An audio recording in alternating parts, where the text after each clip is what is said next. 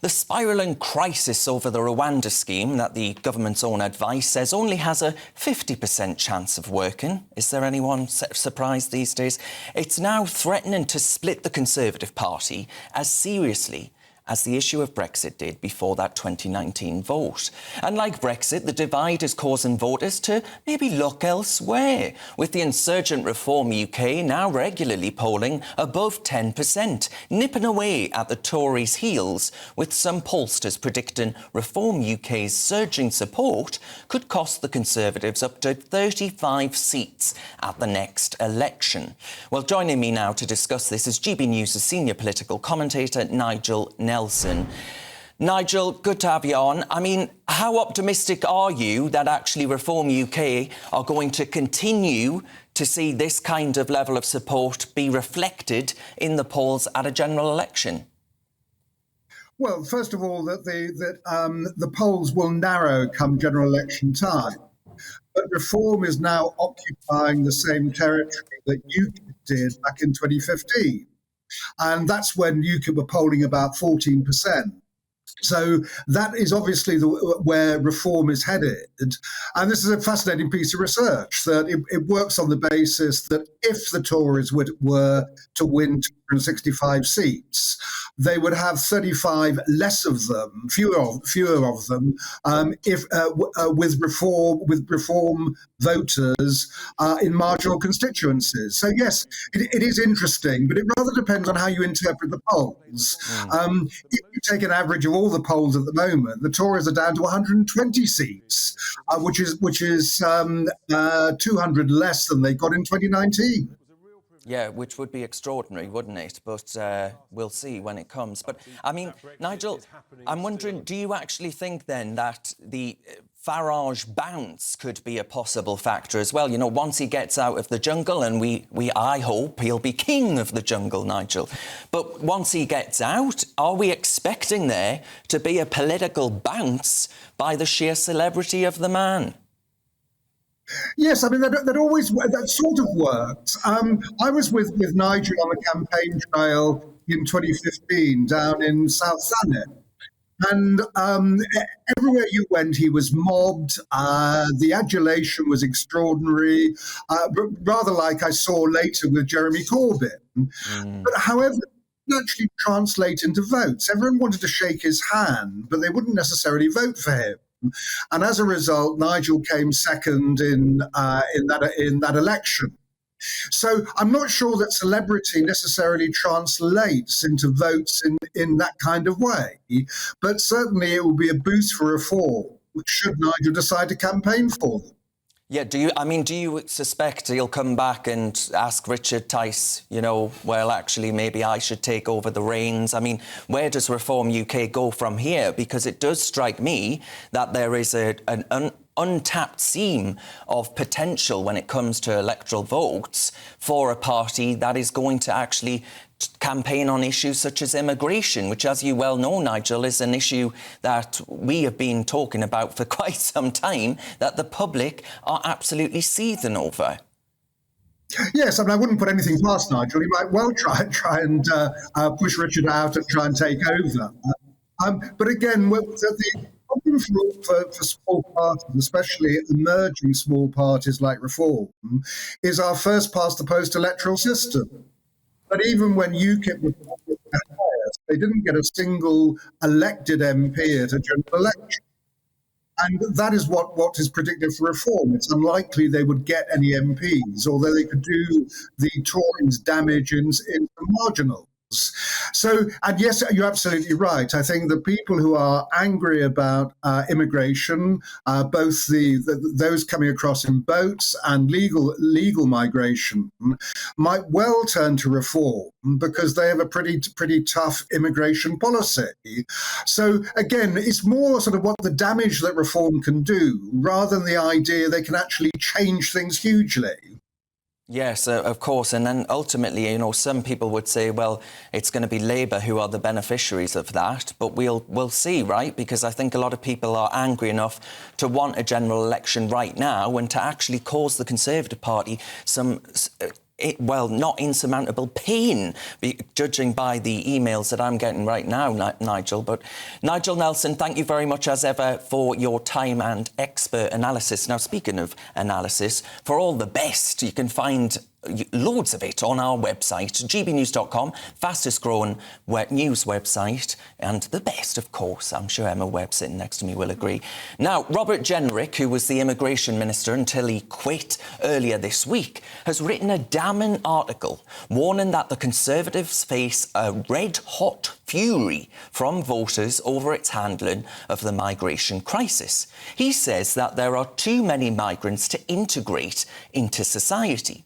The once close Sunak ally, he says that allowing this historically unprecedented level of migration is the best example of a failed Westminster consensus, warning that centre-right parties across Europe will be punished at the ballot box if they don't handle the issue. Well, joining me now is former Liberal Democrat Minister Norman Baker and the Director of the Common Sense Society, Emma Webb. Norman, I'm going to start with you. I'm wondering, do you look across to the Dutch, for example, and do you fear the election of Geert Wilders happening in a country like ours if actually the electorate don't feel that they're being listened to on issues such as immigration? Well, you know, Nigel Nelson made an important point, which is that our voting system is rather different to that in the rest of Europe, most of the rest of Europe. The Dutch system is one based on proportional representation, where small parties can secure a foothold. And, you know, this guy in Holland has secured, I think, only about 25% of the vote. It's not a huge majority. It's just the biggest party. Over here, you'll end up with just Labour and Tory winning seats, and the Lib Dems have got a foothold in certain parts of the country, so there'll be three parties, the SNP north of the border, a couple of Plaid Cymru MPs. But, you know, Reform UK won't break through, but Nigel says it can get 14, 15% of the vote. I think what the point Nigel didn't make, and I'm sure he would have made it, is that the fact of Reform UK is not on the number of seats, but on the Conservative Party, because what UKIP did was drive the Conservative Party to the right, particularly on the issue of Brexit. And I'd see Reform UK driving the Conservative Party to the right on this issue, because the idea that Tories could abandon the European Convention on Human Rights would have been out of the question 10 years ago.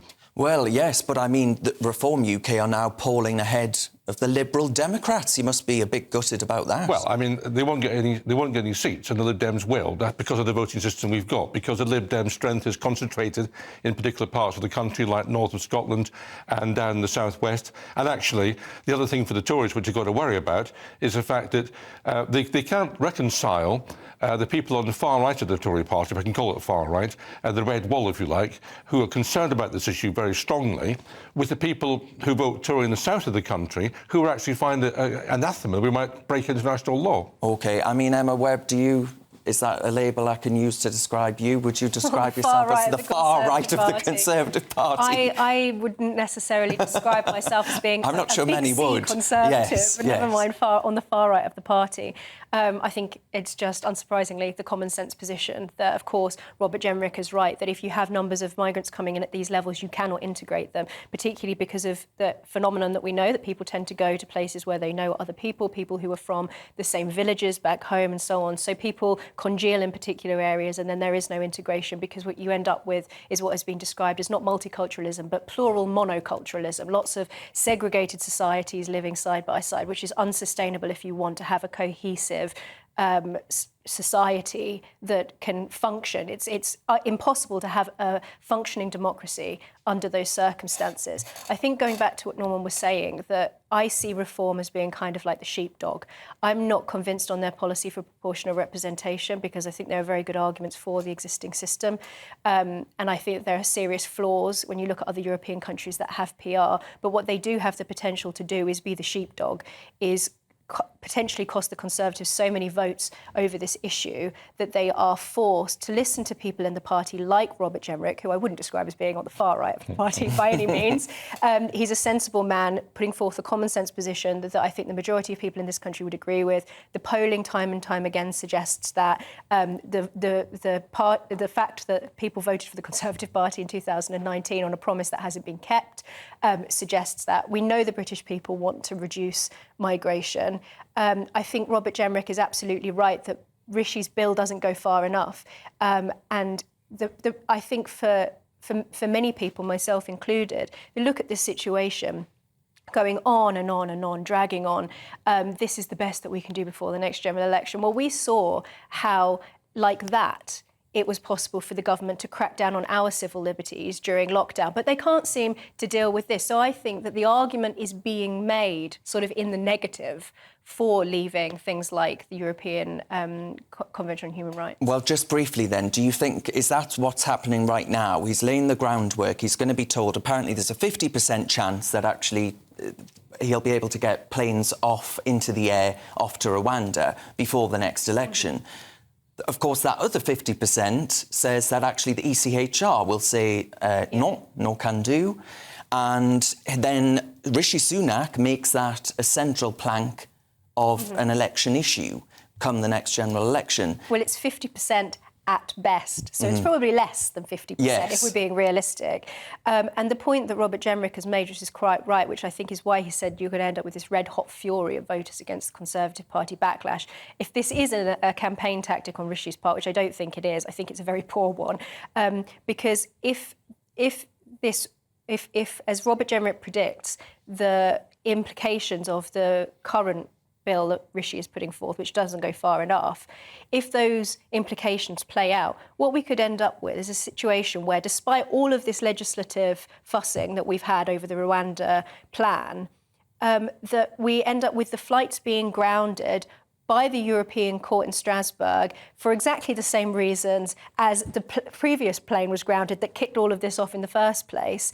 It is absolutely unacceptable when our constitution dictates that Parliament should be sovereign, that we are not... What message does this send to the rest of the world? The United Kingdom can't control its own borders. It's absurd. It's a joke. And actually, Norman, Gareth has written in and said actually there are a number of votes that used to be Labour votes going to parties like Reform. That's true. And that's the interesting conversation that ought to be had. I mean, are you in favour yourself of some form of proportional representation, the changing of the electoral system? Well, I am, but there are different forms of PR. I mean, the PR system in Israel, for example, gives huge amount of power to one or two extremist religious parties. The PR system in Germany has worked rather well since 1945. So you've got to pick your PR system. But let me agree with Emma about the impact of sudden migration, which you may surprise us when I say that. But you have to grow organically, either as a town or as a country, and sudden influx of people, particularly from one part of the world, does make it more challenging. Look at something like Suffolk and Norfolk, if you like, back in the 1950s, which were, at those times, sleepy backwaters of small medieval towns.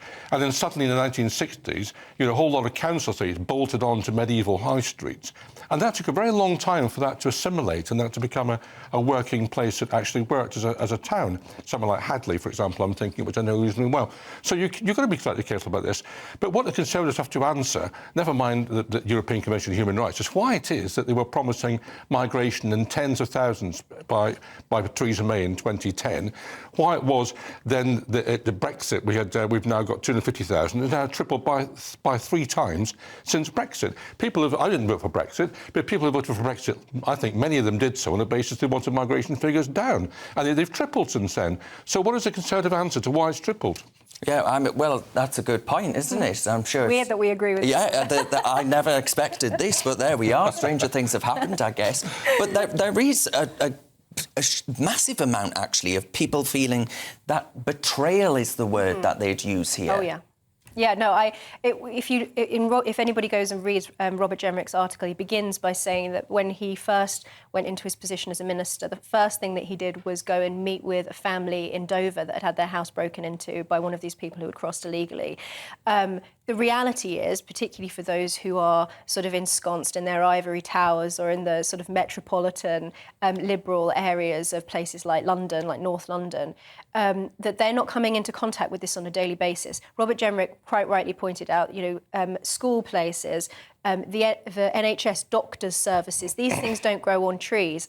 Housing. We have children in this country who are not housed in appropriate accommodation, and yet we have all of these people who are coming here with their first act in entering this country is to break the law, and we put them up in a nice hotel.